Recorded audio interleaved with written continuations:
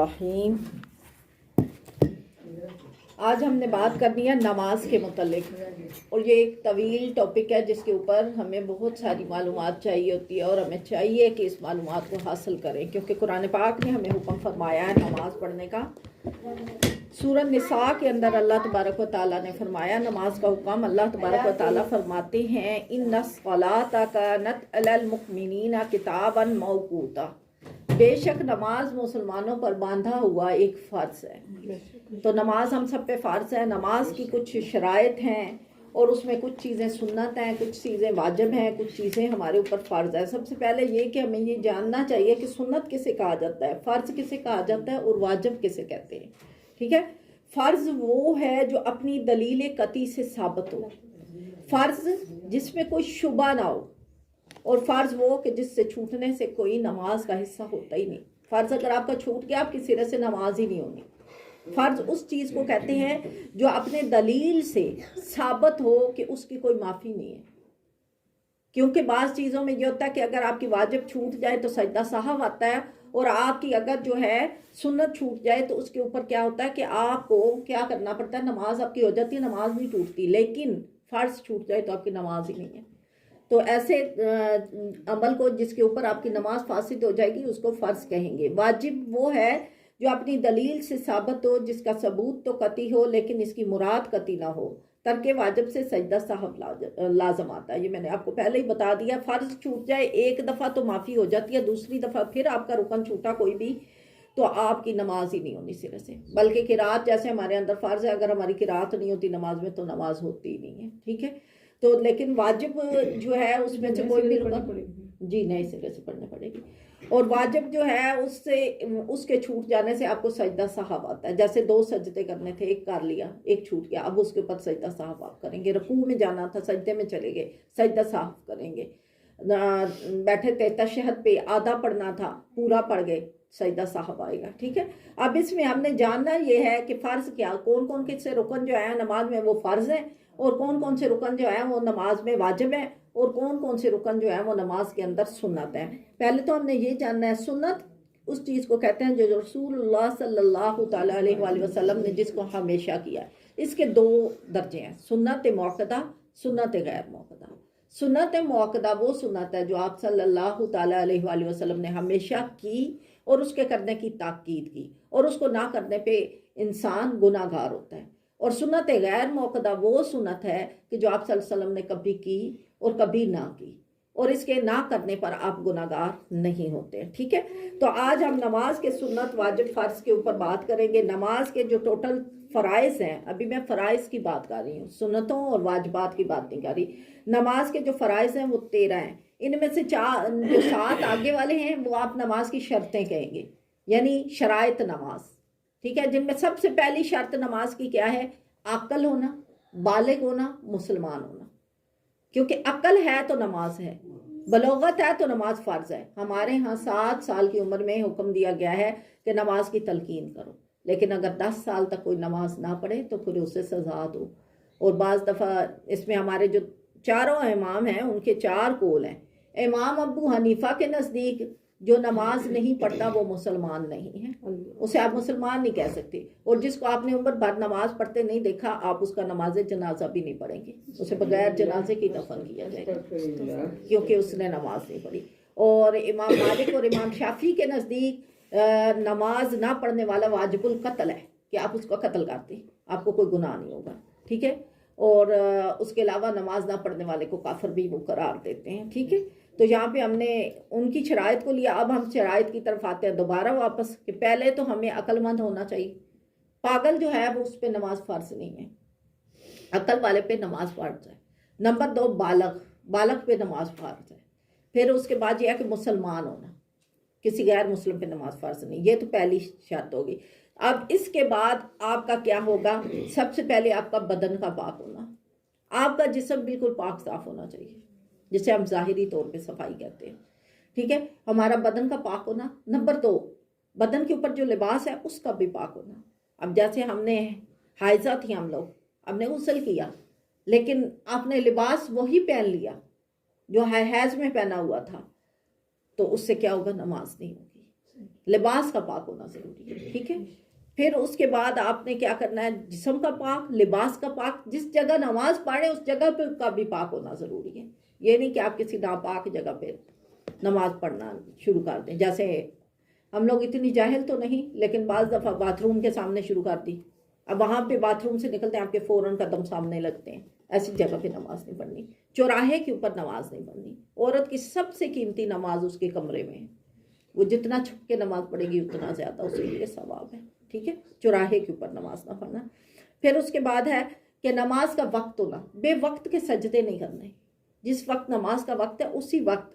ہمارے ہاں کیا ہوتا ہے نماز کے وقت میں، یہ بات بھی میں آپ کو وضاحت سے کہہ دوں، ہماری بیویاں بیٹھی رہتی ہیں. جب نماز کے اینڈ کا ٹائم آ جاتا ہے پھر کھڑی ہو جاتی ہیں نماز پڑھنے. تو وقت کا ہونا بہت ضروری ہے. نماز قائم کرنے کا حکم دیا گیا ہے، ٹھیک ہے. قائم کرنے کے سے مراد یہ کہ وقت پر پڑھنا، ہمیشہ پڑھنا. دونوں چیزیں اس میں لیں گے، وقت پر پڑھنا اور ہمیشہ پڑھنا، اور صحیح طریقے سے پڑھنا. اس کو کہتے ہیں نماز کو قائم کرنا، ٹھیک ہے. نماز قائم کرنے کا حکم دیا گیا ہے. تو یہ آپ کی وقت پہ پڑھنے ایک اور شرط ہوگی. پھر اس کے بعد ہے کہ آپ کے ستر کا چھپا ہونا. بعض عورتیں باریک لباس کے ساتھ نماز پڑھتی ہیں. اتنا باریک لباس کہ آپ کا جسم بیچ میں سے جھلکے اس کے ساتھ نماز نہیں ہوگی. اسی طرح اتنا باریک دوپٹہ جس سے آپ کے بالوں کی رنگت ظاہر ہو، اس سے نماز نہیں ہوگی. نماز کے لیے موٹا لباس، جتنا اچھا جتنا موٹا ہوگا اتنا زیادہ خوشو و خضوع والی نماز ہوگی. لباس کا صاف ہونا، ستر کا چھپا ہونا. اور عورت کا ستر کیا ہے؟ عورت کا پورا جسم ہی ستر میں داخل ہے. مرد کا ناف تک کا حصہ ہے، عورت کا پورا جسم ہی ستر ہے، سوائے یہ ہاتھ یا یہ چہرہ یا پاؤں، باقی سب ستر میں داخل ہو جائے گا، ٹھیک ہے. اس کے بعد ہے قبلہ کی طرف منہ کرنا. بغیر قبلہ کے منہ کی یہ نماز نہیں ہوگی. آپ کا منہ قبلہ ہی کی طرف ہونا چاہیے. پھر یہ کہ دل میں نماز کی نیت ہونا. عملوں کا دار و مدار نیت کے اوپر ہے. آپ جتنے مرضی سجدے کر لیں، آپ کی نیت نہیں تھی نماز کی، وہ سجدے ہی گنے جائیں گے، وہ نماز نہیں گنی جائے گی، ٹھیک ہے. تو اس بات کی نیت کرنا کہ میں نماز پڑھنے لگی ہوں. پھر یہ کہ تکبیر ترحیمہ یعنی اللہ اکبر کہتے ہوئے نماز کا شروع کرنا. اور اللہ اکبر کہتے ہوئے عورت کہاں تک ہاتھ اٹھائے گی؟ کندھوں تک. مرد کانوں تک اٹھاتے ہیں، ٹھیک ہے. یہ بھی یاد رکھنا ہے. اس کے بعد ہے قیام میں کھڑا ہونا. نماز میں قیام کرنا فرض ہے. اکثر ہم لوگ بیٹھ کے نماز پڑھ لیتے ہیں. قیام فرض ہے، آپ کا فرض چھوٹ رہا ہے اور آپ نماز بیٹھ کے پڑھ رہی ہیں. فرض ہے قیام کرنا. اس کے بعد آپ سجدے میں گئی ہیں، آپ نہیں اٹھا جا رہا، بیٹھ جائیں. لیکن پہلا ایک قیام تو کریں نا، ہر رکعت کے اندر ایک قیام تو ہو، ٹھیک ہے. قیام کیونکہ فرض ہے. اب 4 رکعت کی آپ نماز پڑھنے لگی ہیں تو پہلے آپ کھڑے ہو کے ہی نیت کریں. چلیں دوسری رکعت میں آپ تھک گئی ہیں، بیٹھ جائیں. لیکن قیام چونکہ فرض ہے تو فرض کو ضرور ہونا چاہیے. اس کے بعد قرات یعنی قرآن مجید کا پڑھنا، یہ ضروری ہے. قرآن مجید اتنا حفظ کرنا تمام مسلمان بہنوں کے اوپر، مردوں کے اوپر، بچوں کے اوپر فرض ہے کہ جتنے سے آپ کی نماز ٹھیک ہو جائے، ٹھیک ہے. اور نماز کے لیے کیا ہے کہ آپ نے صورتیں جو ہے وہ ترتیب کا خیال رکھنا ہے. اگر آپ نے پہلے سورت اخلاص پڑھی ہے تو پھر اس کے بعد آپ آگے والی سورت پڑھیں گے، سورہ فلق پڑھیں گے، پھر سورہ ناس پڑھیں گے. لیکن ایک ہی سورت کو بنا لینا، اس سے کیا ہوگا کہ آپ کی نماز میں خوشی و خضوع نہیں آئے گا. اللہ کے ہر کام میں حکمت ہوتی ہے، یہ ذہن میں رکھیں. اللہ تبارک و تعالیٰ نے اگر ہمیں اس بات کا حکم دیا تو اس میں یقیناً ہمارے لیے حکمت پوشیدہ ہے. کیوں انسان کا دماغ جو ہے نا ایک وقت میں کئی کام کرنے کے اہل ہوتا ہے. اسی وجہ سے ہماری نماز کے اندر وسوسے آتے ہیں. ہم اکثر کہتی ہیں ہماری نماز میں بہت وسوسے آتے ہیں. اس کی وجہ یہ ہوتی ہے کہ ہمارا دماغ ایک وقت میں کافی سارے کام کر ہوتا ہے. جب آپ ایک ہی طرح کی سورت پڑھیں گے، جیسے کہ سپوز ہم سورت اخلاص پڑھتے ہیں، اب وہ ہماری زبان پہ رٹ چکی ہے، تو آپ پڑھتے جائیں گے، دھیان کہیں اور ہوگا، پھر بھی زبان سے الفاظ نکل رہے ہوں گے. لیکن جب آپ سورت بدلیں گے ہر رکعت میں تو آپ کو دھیان ہوگا کہ میں نے کتنی رکعتیں پڑھ لی. پچھلی رکعت میں نے یہ سورت پڑھی تھی، اب میں یہ پڑھنے لگی. آپ کو یاد رہے گا، آپ کا دھیان نہیں ہٹے گا سورت پڑھتے ہوئے. تو آپ ترتیب سے نماز پڑھیں کہ میں نے سورہ کافرون سے، اگر آپ کو سارا قرآن نہیں آتا تو آپ سورہ کافرون سے شروع کر لیں. سورہ کافرون پڑھ لیں، پھر اس کے بعد سورہ نصر ہے، سورہ نصر پڑھ لیں، پھر اس کے بعد سورہ لحب آتی ہے، سورہ لحب پڑھ لیں، پھر اس کے بعد سورۃ اخلاص آتی ہے، پھر اس کے بعد سورہ فلق آتی ہے، پھر سورہ ناس. تو یہ آخری 4-5 صورتیں آپ یاد کر لیں. تو آپ ترتیب سے جب چلیں گی تو آپ کا خوشو و خضوع برقرار رہے گا کہ میں نے پہلی رکعت میں سورہ کافرون پڑھی تھی، اب اس کے بعد یہ رکعت آ رہی ہے، اس میں یہ ہوگی، تو آپ کی رکعتیں بھی نہیں بھولیں گی، آپ کا دھیان بھی ادھر ادھر نہیں بھٹکے گا۔ نمبر 2، نماز میں وسوسے نہ آنے کا علاج یہ ہے کہ آپ نماز کے ترجمے کے اوپر ساتھ ساتھ غور کرتے جائیں، کیا آپ کیا پڑھ رہے ہیں اس کا ترجمہ آپ کو آنا چاہیے، ٹھیک ہے۔ تو قرات اسی لیے فرض قرار دی گئی ہے، کیونکہ قرات کرنے سے انسان کے اندر خشوع و خضوع حاصل ہوتا ہے۔ رکوع کرنا بھی نماز میں فرض ہے، بغیر رکوع کے نماز نہیں ہوگی۔ اسی طرح 2 سجدے فرض ہے نماز میں، اگر کوئی بندہ ایک ہی سجدہ کر لے اور کہ میری نماز ٹھیک ہوگی، ٹھیک نہیں ہوگی، فرض چھوٹ جانے پہ نماز ہی نہیں ہوگی، ٹھیک ہے۔ اس کے بعد قاعدہ اخیرہ میں اتحیات بیٹھنے کی مقدار، پھر بیٹھنا، جب آپ آخری قاعدہ پڑھ لیتے ہیں نا اتحیات، اس کے بعد آپ دعا مانگا کریں۔ اکثر ہم لوگ پتہ ہے کیا، میرے پاس پہلے بھی ایک سوال آیا تھا بیویوں کا، وہ کہہ رہی تھی کہ باجی ہم جب اتحیات میں بیٹھتے ہیں تو ہم جب دعا پڑھتے ہیں ربی جعلنی مقیم الصلاۃ من ذریتی، اس کے علاوہ ہم اور کوئی دعا مانگ سکتے ہیں؟ تو بالکل مانگ سکتے ہیں، حتیٰ کہ ایون کہ علماء کرام اس حد تک کہتے ہیں کہ آپ کی کوئی ذاتی دعا ہے، مطلب ایک تو قرآنی دعائیں ہیں نا، ثابت ہے قرآن سے، ایک یہ دعا ہے کہ مجھے کوئی شدید مجبوری آ گئی ہے اور میں بہت زیادہ تنگی میں ہوں، تو یہ وقت وہ ہوتا ہے جب آپ کی دعا قبول ہوتی ہے، آپ اس دعا کو بھی مانگ سکتے ہیں دوران نماز، کہ آپ اتحیات میں بیٹھتی ہیں تو آپ اس دعا کو بھی اپنے دل میں مانگ سکتی ہیں کہ اللہ عز و جل تو اپنی رحمت سے میرا یہ مسئلہ حل فرما دیں، اس طرح بھی آپ کہہ سکتے ہیں۔ اگر آپ کو عربی زبان آتی ہے تو پھر تو بہت اچھی بات ہے، لیکن عربی زبان نہیں بھی آتی تو آپ اس دعا کو مانگ سکتے ہیں، ٹھیک ہے۔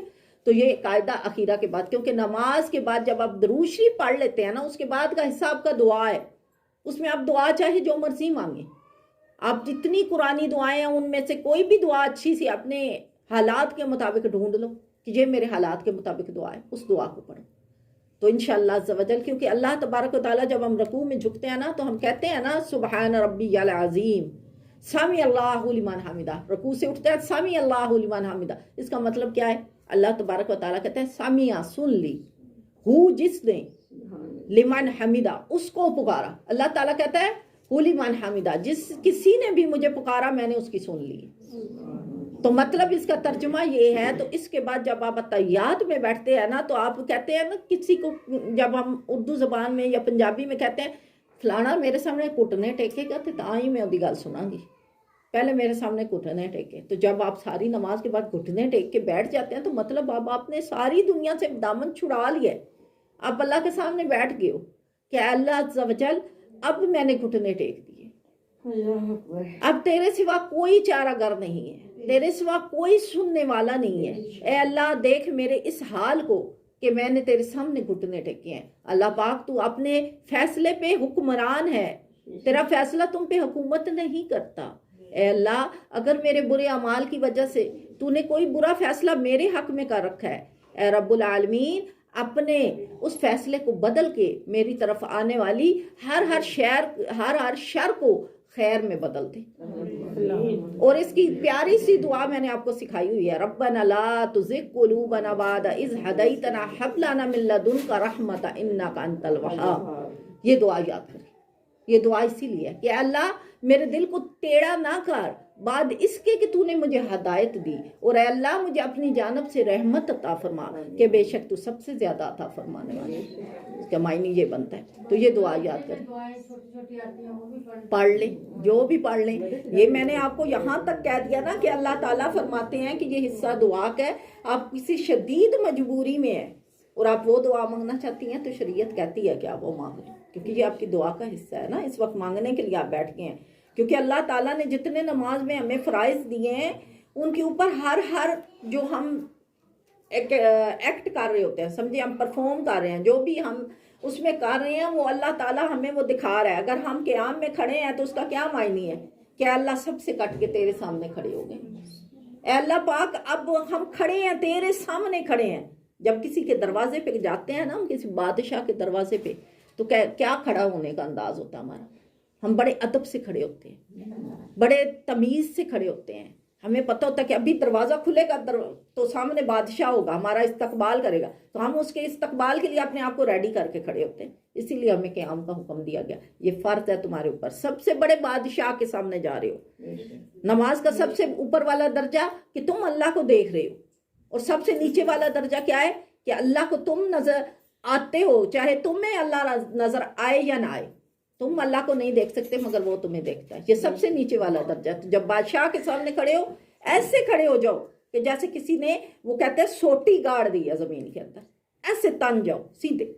پھر اس کے بعد جب آپ رکوع میں جاؤ تو آپ اس بات کا اظہار کرتے ہوئے جاؤ کہ میں اپنے رب کے سامنے جھکنے جا رہی ہوں. یہ سار بنایا ہے اللہ نے صرف اس کے سامنے جھکنے کے لیے, نہ تیرے سامنے نہ اس کے سامنے, بس اپنے رب کے سامنے جھکنا ہے. اور جب ہم اپنے رب کے سامنے ایسے کر کے جھکتے ہیں تو اللہ تعالیٰ کو بہت پسند آتا ہے.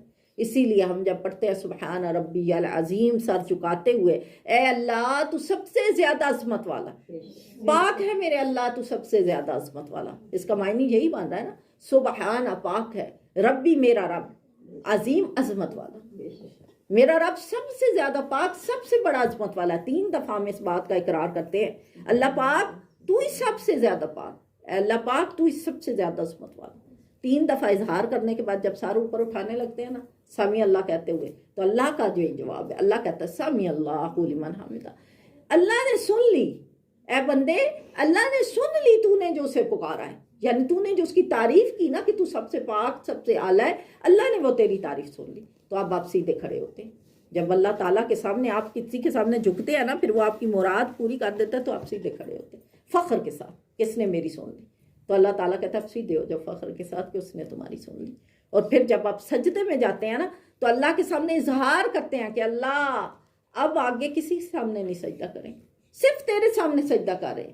یہ مٹی میں تمہیں جھکانا حقیقت یاد کرانے کے لیے کہ بندے تو اس مٹی سے پیدا ہوا ہے, آخر تو نے دوبارہ اس مٹی میں آ کے ملنا ہے. اے بندے اپنے پیشانی کو, اس پیشانی کو اپنے سجدے میں جھکا جس کے اوپر تو مکھی بھی نہیں بیٹھنے دیتا. اس پیشانی کی خاطر تو جھوٹ بھی بول لیتا ہے, اس پیشانی کی خاطر تو لوگوں سے قرض بھی اٹھا لیتا ہے, لیکن اپنی ناک کو کٹنے نہیں دیتا. اسی لیے اللہ تعالیٰ نے کہا کہ یہ ماتھا لگانا, یہ ناک لگانا, یہ فرض کر دیا گیا تمہارے سجدے میں. اس کو سجدے میں لگاؤ گے تو تمہارا سجدہ ہوگا. جب تک تمہاری پیشانی تمہارا ناک سجدے میں نہیں لگا تمہارا سجدہ ہی نہیں ہے. تو اس کو زمین میں ملانے کا مقصد یہ ہے کہ ہمیں اپنی حقیقت پتہ چلے کہ اس سے ہم پیدا کیے گئے اور اسی میں ہم نے لوٹ کے جانا ہے. اور پھر جب 2 سجدے کر لیتے ہیں نا, ایک سجدہ کیا ہوتا ہے حکم کا ہوتا ہے, دوسرا سجدہ شکر کا ہوتا ہے. پہلا حکم ہے سجدہ کا, دوسرا شکر ہے اللہ تو نے توفیق دی سجدے کی. تو پھر 2 سجدے کے بعد جب آپ اتحیات پہ بیٹھ کے کہتے ہیں نا تو اللہ تعالیٰ کہتا ہے سلام ہو تم پر, اے نبی پاک صلی اللہ تعالیٰ علیہ وآلہ وسلم تم پر سلام ہو, اور ان لوگوں پر بھی سلام ہو جو تجھے ماننے والے ہیں, اور سلامتی ہو حضرت ابراہیم علیہ السلام پر, اور سلامتی عطا فرمایا اللہ عز و جل تو ابراہیم علیہ السلام کی آل پر, اور سلامتی ہے حضور پاک صلی اللہ علیہ وسلم پر, اور سلامتی ہے ان کی آل پر. تو کتنا پیارا ہے اللہ تعالیٰ کہ آپ کو سلام کر رہے ہیں. اور پھر جب آپ درود شریف پڑھتے ہیں تو پھر آپ دعا مانگتے ہیں. اب بتائیں بھلا دعا قبول کیوں نہیں ہوگی؟ جب آپ کی نماز میں خشوع و خضوع ہوگا دعا کیوں قبول نہیں ہوگی؟ جب ہمیں اپنی نماز کے فرائض کا پتہ ہوگا نا پھر ہماری دعا ضرور قبول ہوگی. تو فرائض کیا ہے پھر سے دہرا دیتی ہوں, بدن کا پاک ہونا, کپڑوں کا پاک ہونا, جگہ کا پاک ہونا, جس جگہ نماز پڑھی جائے اس جگہ پہ پاکیزگی ہونی چاہیے, سطر کا چھپا ہونا, اور پھر اس کے بعد نماز کا وقت ہونا, قبلہ کی طرف منہ کرنا, دل میں نماز کی نیت کرنا, تکبیر ترحیمہ کہتے ہوئے اللہ اکبر کے ساتھ نماز شروع کرنا, قیام کرنا, قیام کے دوران قرات کرنا, رکوع کرنا, 2 سجدے کرنا, قادہ اخیرہ میں اتحیات پڑھنے کی مقدار بیٹھنا. یہ نماز کے فرائض ہیں. ٹھیک ہے, یہ ابھی آج ہم نے فرائض کے اوپر بات کی ہے, لیکن یہ ٹاپک کافی طویل ہے, اس لیے کل ہم واجبات کے اوپر بات کریں گے.